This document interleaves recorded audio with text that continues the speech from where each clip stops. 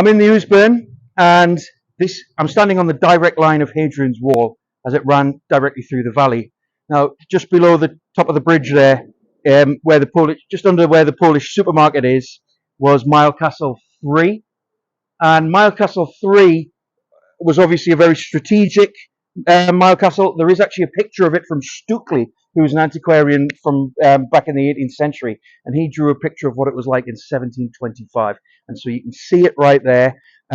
There's no trace of it left because the Ouseburn generally has just been so heavily industrialized over the centuries. You know, this place was a real hotbed of industry, and so there's basically no trace of Milecastle 3. Although people do say, I have heard it rumored that a lot of the stones went into the foundations of St. Silas's Church, just on the other side of Shields Road there, just up the bank. So that could be true. There's no reason why not.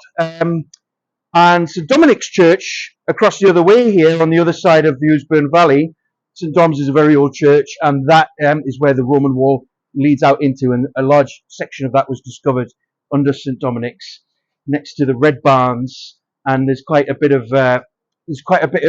signposting and information about it over there.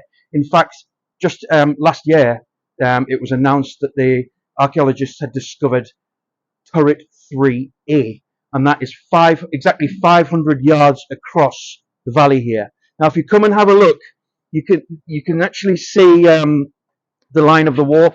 It's been laid down with some of these gravestones here. I think these might be gravestones from the old burial ground I mentioned in the last video. Now, obviously, that's just to give you a sort of indication of which way the wall went.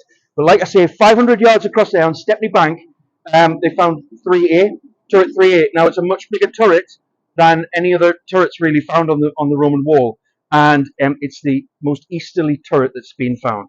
So it's the only turret east of Newcastle. So it's quite a special thing, and maybe one of the reasons it's such a big turret and such a wide turret is that it commanded such a strong position, such a strategic position across the Ouseburn Valley here. And if you remember in one of my earlier videos at War's End, I said that the Romans probably felt that this enormous valley was a weak point, so they needed a very strong presence here.